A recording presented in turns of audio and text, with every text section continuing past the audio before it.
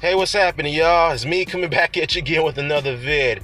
Well, Eddie Hearn had his chance to chime in on the WBC's decision to sanction Dillian Whyte versus Whyte-Ortiz as a final title eliminator. Well, as predicted, he's pissed off. All right. He was asked this question by a reporter from ADB Boxing. Shout out to them. They've got a chance to interview Eddie Hearn because right now he's in New York promoting the Jacobs card against Jacobs card, and Big Baby Miller will be co-headlining that along with Katie Taylor as well. And I've also heard that Anthony Joshua will be at ringside for that event as well. So yeah, pretty good looking card. I'll definitely be tuning into that. So again, he was asked about the Whyte-Ortiz and Dillian Whyte being sanctioned, being ordered by the WBC as a final eliminator. He led off with the words bullshit.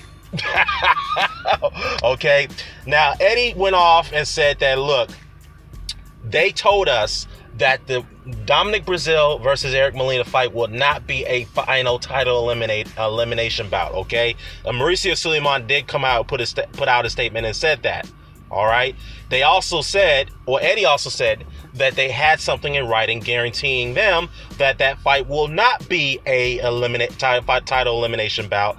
That if Dillian Whyte beats Lucas Browne, he would be the number one rated challenger. Okay, fair enough. Dillian Whyte is the number one rated challenger. If he should beat Lucas Browne, he should become the mandatory challenger to Deontay Wilder's title.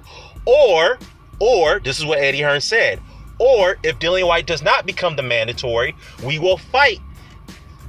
We will fight in a title elimination bout, a final title eliminator against a top-rated contender in the WBC. But Eddie did not like the idea that that guy is Luis-Ortiz. He is not happy about that selection. He says that Whyte-Ortiz should be given a title elimination shot. He fought for the championship and he's coming off a loss. So now Eddie's pissed off about it. He'll be writing a letter to the WBC, but he did hint that it may not go anywhere. It might not go anywhere. So he also hinted that he may not put Whyte in there against Ortiz. All right. So I'm not saying that's a definite duck. Well, not a duck. I'm sorry. That's a concrete. But from the looks of it, he's not keen on putting Whyte going near Ortiz. So it looks like that they're going to go with the IBF route with Pulev.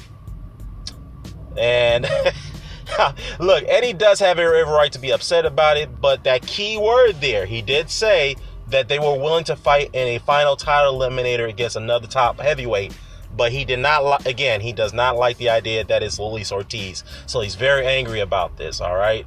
But then again, I have to repeat my points from my last video. Dillian, and this is to you too, Eddie. If you guys don't take that fight with Luis-Ortiz, this is going to look very bad on you. You guys want that Wilder shot. There's your shot right there. There's your chance. Take the Ortiz fight, and if you beat him, you get your shot at Wilder. But I don't know. It doesn't seem like you guys are going to be keen on that idea. Now, speaking of Deontay Wilder is concerned, sorry, y'all. And speaking of him, he did put out a very subliminal message. I wouldn't say it's subliminal, but he did put out a message on his Instagram. He did say to Eddie Hearn and Anthony Joshua, he tagged them in his post, and Robert McCracken. He said, hey guys, take a look at your emails. There's some very interesting documentation there, so take a look at it. So is Deontay Wilder hinting that there was a counter offer sent to them? I don't know, but we all know that Eddie Hearn is in New York right now, and Shelly Finkel and Lou DiBella, along with Al Heyman, I believe, are meeting to discuss terms. So we'll see where that comes out, what turns about in that meeting, and what comes out of it. So, yeah, this is very interesting news. This is the second straight day when it comes to interesting stuff when it comes to the sport of boxing. So this is very interesting stuff. Anyways, I'm gonna go ahead and post a link to that interview so you guys can take a look at it. So. And then we'll go from there. And let me know what you guys' thoughts about this. And does Eddie Hearn have a point here? And do you disagree with some of his points? Let me know what your thoughts about this. I'm out.